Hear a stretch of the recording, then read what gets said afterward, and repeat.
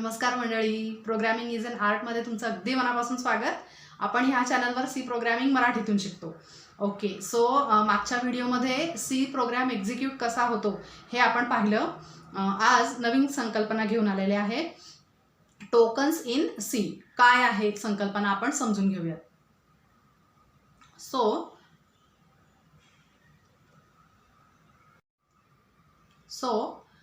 काय आहे token is the smallest unit in C program. काय आहे आपण बघूयात. It is each and every word and punctuation we see in the program. सोप्या भाषेत प्रोग्राममध्ये दिसणारा प्रत्येक शब्द म्हणजे टोकन. आता for example we know how words in our Marathi language makes a sentence. आता आपल्याला माहिती आहे आपल्या मराठी भाषेमध्ये शब्दांचं मिळून एक वाक्य तयार होतं. ठीक आहे. सो बघा, मी इथे एक वाक्य लिहिलेलं आहे. भारत माझा देश आहे. ठीक आहे. 4 शब्दांचं मिळून एक वाक्य तयार झालं. तर आता ह्या मराठी भाषेतलं प्रत्येक शब्द ह्या वाक्यातला प्रत्येक शब्द म्हणजे मराठीमधलं टोकन आहे असं आपण म्हणू शकतो. तसंच compiler breaks the program in smallest possible unit that is tokens. C प्रोग्रामिंगमध्ये तसंच कंपायलर काय करतो, जो प्रोग्राम लिहिलेला असेल तो स्मॉलेस्ट युनिट म्हणजे एक प्रत्येक शब्दामध्ये त्याचे भाग करतो आणि proceeds to various stages of compilation आणि मग कंपायलेशनच्या पुढच्या टप्प्यांमध्ये प्रोग्रामला पाठवतो. संपूर्ण प्रोग्राम शब्दांमध्ये डिव्हाइड करतो. Tokens help to identify errors in program. प्रोग्राममधल्या एरर्स शोधण्यासाठी टोकन्सचा उपयोग होतो. कारण आता आपला प्रोग्राम डिव्हाइड झाला ना छोट्या छोट्या शब्दांमध्ये, त्याच्यामुळे चुका शोधून काढणं सोपं झालं. C token is divided into 6 different types. आता ही सी मधली जी टोकन्स आहेत म्हणजे सी मधले शब्द हे 6 वेगवेगळ्या प्रकारचे टोकन्स आहेत. आता आपल्या मराठीमध्ये कसं 2 अक्षरी शब्द असतात, 3 अक्षरी शब्द असतात, जोडाक्षर असलेले शब्द असतात, असे त्या शब्दांचे वेगवेगळे प्रकार आहेत. तसेच सी मध्ये टोकन्सचे वेगवेगळे प्रकार आहेत.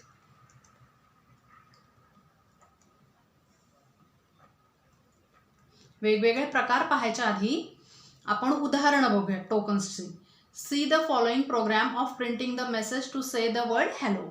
मी इथे छोटासा प्रोग्राम आपला नेहमीचा हॅलो वर्ल्डचा प्रोग्राम लिहिलेला आहे आणि इथे नेहमीची सगळी स्टेटमेंट्स मी लिहिलेली आहेत. आता ह्यातली टोकन्स कुठली तर बघा, हॅश हे एक टोकन झालं. त्याच्यानंतर इन्क्लूड शब्द जो लिहिला आहे मी इथे, हा इन्क्लूड शब्द हे एक टोकन झालं. त्याच्यानंतर ओपनिंग ट्रायंग्युलर ब्रॅकेट हा एक शब्द झाला. त्याच्यानंतर STDIO हा जो शब्द आहे, STDIO हा जो शब्द आहे हे एक टोकन झालं. त्याच्यानंतर एंडिंग ट्रायंग्युलर ब्रॅकेट जो आहे ते एक टोकन झालं. डॉट लिहिलेला आहे मी ते एक टोकन झालं. H लिहिलं आहे ते एक टोकन झालं. अशी ही सगळी एक शब्द स्मॉलेस्ट पॉसिबल युनिट जे आहे वेगळं ज्याला अर्थ आहे, ह्या ट्रायंग्युलर ब्रॅकेट्सला अर्थ आहे, ह्या डॉटला अर्थ आहे, ह्या Hला हेडर फाईल आहे ती, त्यामुळे त्या Hला अर्थ आहे, असं smallest possible unit that makes sense. पुढे मग इंट हा सुद्धा एक टोकन आहे. मेन हे एक टोकन आहे. ह्या ज्या सर्क्युलर ब्रॅकेट्स आहेत त्या म्हणजे आता ओपनिंग सर्क्युलर ब्रॅकेट हे एक टोकन आहे. हे सगळं टोकन्स आहेत सी प्रोग्राममधली. सो आपण डिटेलमध्ये बघूयात म्हणजे तुम्हाला कळेल.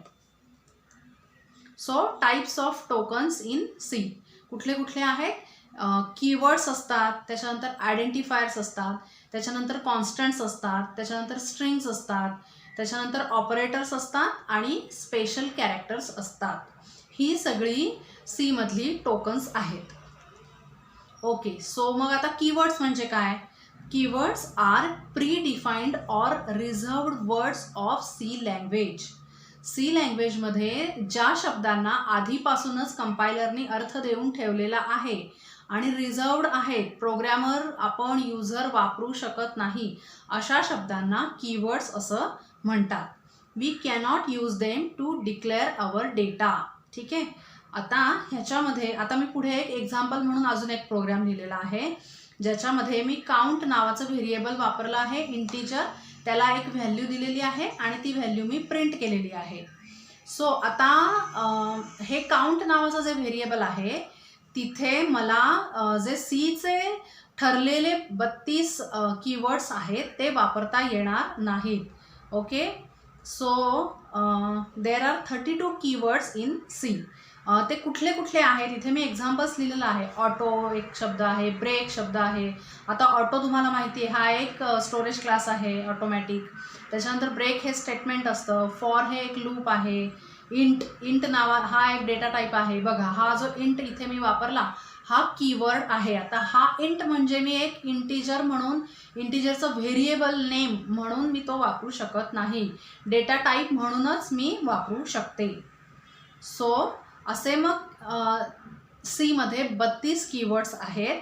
When compiler sees these words it understand its meaning. जेव्हा प्रोग्रॅम कंपायलरला जेव्हा प्रोग्रॅम दिसतो आणि त्याच्यामध्ये ते पर्टिक्युलर शब्द दिसतात, फॉर एक्झाम्पल इंट, इथे मी जे सगळे उदाहरणं दिली तुम्हाला, ते पर्टिक्युलर शब्द जेव्हा त्याला दिसतात तेव्हा त्याला त्याचा अर्थ कळतो. सो रिझर्वड आधीपासूनच ठरवलेले आणि रिझर्व केलेले शब्द असतात जे आपण प्रोग्रॅमर वापरू शकत नाही. ओके. पुढचा प्रकार काय आहे? Identifier. Identifier gives identity to a particular element of a program. ठीक आहे. It is nothing but names given to any array, variables, functions etcetera. आता इथे तुमच्या लक्षात येईल की हे आयडेंटिफायर म्हणजे आपण जो आपल्या व्हेरिएबल्सना, ॲरेजना, फंक्शन्सना जे नाव देतो त्यांना आयडेंटिफायर असं म्हणतात. Generally the names given by user are identifier. So इथे मी अजून एक प्रोग्राम लिहिलेला आहे आणि समजा मला एक ॲडिशनचं फंक्शन वापरायचं आहे, त्याच्यासाठी मी इथे डिक्लेअर केलं आहे. इथे ॲडिशन हे नाव मी त्याला दिलेलं आहे. तर आता हे ॲडिशन हे जे नाव आहे, हा जो शब्द आहे हा ह्या प्रोग्राममधला आयडेंटिफायर आहे. मी इथे संपूर्ण प्रोग्राम लिहिलेला नाही आहे म्हणून डॉट डॉट ॲडिशन परफॉर्म्ड असं एवढंच फक्त लिहिलेलं आहे. सो हा जो ॲडिशन नावाचा शब्द आहे तो ह्या प्रोग्राममधला आयडेंटिफायर आहे. अजून काही उदाहरणं इथे लिहिलेली आहेत. इंट स्क्वेअर इंट म्हणजे स्क्वेअर नावाचं एक फंक्शन डिक्लेअर केलं आहे जे इंटीजर डेटा टाईप इनपुट म्हणून घेतं आणि आउटपुटसुद्धा इंटीजर व्हॅल्यू देतं. सो हा जो स्क्वेअर हा शब्द आहे हा मी दिलेला आहे. सो स्क्वेअर हे एक आयडेंटिफायर आहे. त्याच्यानंतर एक ॲरे डिक्लेअर केला आहे मी इंटीजर टाईपचा, मार्क्स नाव दिलं आहे त्याला. सो मार्क्स हा शब्द आहे हा आयडेंटिफायर आहे प्रोग्राममधला. ओके. त्यानंतर अजून काय प्रकार आहे? कॉन्स्टंट्स. कॉन्स्टंट्स म्हणून एक प्रकार असतो. Constant is a value assigned to the variable in program which cannot be changed. अशी व्हॅल्यू जी प्रोग्राममध्ये एकदा असाइन केल्यानंतर पुन्हा चेंज करता येत नाही. आणि there are 2 ways of declaring a constant. आपल्याला माहिती आहे कॉन्स्ट नावाचा कीवर्ड वापरतो आपण. ती व्हॅल्यू जर आपल्याला कॉन्स्टंट करायची असली तर, फॉर एक्झाम्पल कॉन्स्ट कीवर्ड इथे मी वापरला, इंटीजर टाईपचं आहे ते, नम हे त्याचं व्हेरिएबल नेम आहे आणि त्याच्यामध्ये 10 ही व्हॅल्यू मी असाइन केलेली आहे. सो इथे ही जी 10 ही व्हॅल्यू आहे ही कॉन्स्टंट आहे. किंवा दुसरा प्रकार असा असतो using hash define pre processor. आपण शिकलेलो आहोत pre processor. So hash define नम या नम हा शब्द जिथे जिथे प्रोग्राममध्ये येईल तिथे तो 10ने रिप्लेस होईल. सो 10 ही कॉन्स्टंट व्हॅल्यू आहे ह्या उदाहरणातली. ओके. त्याच्यानंतर एक प्रकार आहे स्ट्रिंग्स. आपण शिकलेलो आहोत स्ट्रिंग म्हणजे काय. We know that string is a sequence of characters enclosed in double quotation marks. दुहेरी अवतरण चिन्हामध्ये जे एकामागोमाग एक लिहिलेले कॅरेक्टर सिक्वेन्स ऑफ कॅरेक्टर असतो त्याला स्ट्रिंग असं म्हणतात. आणि it ends with null character. आणि तो नल कॅरेक्टरनी एंड होतो. जेव्हा डबल कोटेशनमध्ये लिहिलं जातं तेव्हाच कंपायलरला कळतं की ही एक स्ट्रिंग आहे, त्याच्या शेवटी नल कॅरेक्टर वापरलं जातं. आता इथे मी एक स्ट्रिंगचं उदाहरण लिहिलं आहे बघा. स्ट्रिंग डॉट एच इन्क्लूड केली आहे. एक कॅरेक्टर ॲरे मी डिक्लेअर केलेला आहे, मेनमध्ये गेले आहे आणि त्या कॅरेक्टर ॲरेमध्ये मी माझं नाव कॉपी करते आहे, असा प्रोग्रॅम मी इथे लिहिलेला आहे. सो माझं नाव हे इथे मी जे दुहेरी अवतरण चिन्हात दाखवलं आहे ती स्ट्रिंग आहे, ते स्ट्रिंगचं उदाहरण आहे. ऑपरेटर्स, पुढचा प्रकार काय आहे? ऑपरेटर्स आत्ताच आपण शिकलेलो आहोत, व्हिडिओज तुम्ही पाहू शकता. Operators are symbols which operates on values in variables and gives output. व्हेरिएबलमध्ये जी व्हॅल्यू असते त्याच्यावरती ऑपरेटर्स काम करतात आणि आपल्याला आउटपुट देतात. ओके, आता आपलं हे आधीचं जे उदाहरण आहे in this example equal to is assignment operator. So मी इथे जे एक उदाहरण घेतलेलं होतं हे पण उदाहरण घेता येईल. हे नम इज इक्वल टू 10 हा इथे मी असाइनमेंट ऑपरेटर वापरलेला आहे, त्याचं उदाहरण दिलं मी तुम्हाला असा एखाद्या ऑपरेटरचं. आणि असे किती टाईपचे ऑपरेटर्स आहेत? सीमध्ये 7 प्रकारचे आहेत. अरिथमॅटिक ऑपरेटर्स आहेत, for example plus, minus, divide, modulus. त्याच्यानंतर रिलेशनल ऑपरेटर्स असतात, less than, greater than, equal to. त्याच्यानंतर logical operators, conditional operator, assignment operator, bitwise operators, increment decrement operators. हे सगळे ऑपरेटर्स आहेत सीमधले आणि ते एक प्रकारचे टोकन आहेत. आणि सगळ्यात शेवटचा प्रकार आहे स्पेशल कॅरेक्टर्स. काही स्पेशल कॅरेक्टर्स असतात सी प्रोग्रॅमिंगमध्ये, ती सुद्धा टोकन्स आहेत, म्हणजे तो एक वेगळा शब्द आहे, त्याला वेगळा अर्थ आहे. ओके, कुठली असतात? Some special characters are used in C and they have a special meaning which cannot be used by another for another purpose. दुसऱ्या कुठल्याही कामासाठी ते शब्द आपण किंवा ते सिम्बॉल्स आपण वापरू शकत नाही. So square brackets, the opening and closing brackets represent the single and multidimensional subscripts. Okay, so आपण ॲरेची साईज दाखवण्यासाठी स्क्वेअर ब्रॅकेट्स वापरतो. त्याच्यानंतर सिम्पल ब्रॅकेट्स, मी ज्याला सर्क्युलर ब्रॅकेट्स म्हणते. It is used in function declaration and function calling. Declare करतानाही वापरतो, function call करतानाही वापरतो. For example printf is a pre defined function. त्याच्या पुढे जे 2 सर्क्युलर ब्रॅकेट्स दाखवलेत बघा, ते एक स्पेशल कॅरेक्टर आहे आणि ते एक टोकन आहे. कर्ली ब्रेसेस म्हणजेच curly parenthesis. It is used in opening and closing of the code. एक छोटा फंक्शन कोणतंही ओपन आणि क्लोज होताना आपण कर्ली ब्रॅकेट्स वापरतो. Also it is used in opening and closing of the loops. For लूपला वगैरे सुद्धा आपण कर्ली ब्रॅकेट्स वापरतो. ओके, त्यानंतर कॉमा आहे. Comma is used for separating function parameters in function call. जेव्हा फंक्शन आपण कॉल करतो तेव्हा एकापेक्षा जास्ती जर पॅरामीटर्स असले तर ते कॉमाने आपण सेपरेट करतो. Separating the variable when printing the value of more than one variable using a single printf statement. एकाच प्रिंटएफ स्टेटमेंटमध्ये बरीच व्हेरिएबल्स प्रिंट करणार असलो तर ती सेपरेट करण्यासाठी कॉमा वापरतो.